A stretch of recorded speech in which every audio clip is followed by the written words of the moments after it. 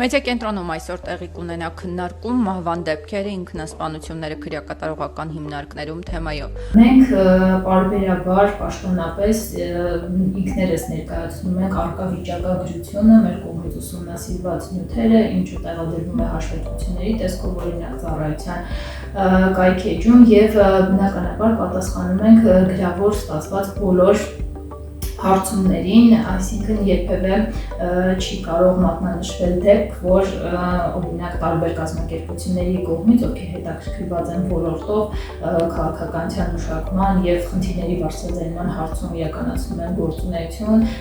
տարբեր ինֆորմացիայի վերաբերյալ հարցում են իրականացնել, կոնկրետացնեմ ինքնավնասումների, հացադուլների կամ ինքնասպանության փորձերի եւ ինքնասպանության դեպքերի հետ կապված երբևէ քրեակատարողական ծառայությունը չի խուսափել ներկայացնել տեղեկատվություն։ Համաձայն եմ Տիկին Ալեքսանյանի հետ, որ իրավիճակը բավական բարդանում է, երբ անձը հայտնվում է փակ հաստատությունում, հատկապես ընդհանուր առմամբ հոգեկան առողջության վիճակը, ավելի լայն դիտարկենք հոգեկան առողջությունը, քան կոնկրետ դիագնոզ ունեցող հոգեկան առողջության խնդիրը, որը կարող է վերհանվել, մարդը ճգնաժամային իրավիճակում է հայտնվում, որի հետ պետք է կատարվի հստակ սոցիալական աշխատանք։ Մենք ունենք դեռևս խնդիրներ, որոնք բարձրաձայնվում են եւ որոնք իհարկե նաեւ տեսանելի են սոցիալական, իրավական եւ հոգեբանական աշխատանքի տեսանկյունից։ Ունենք բավականին մեծ զանգված, ովքեր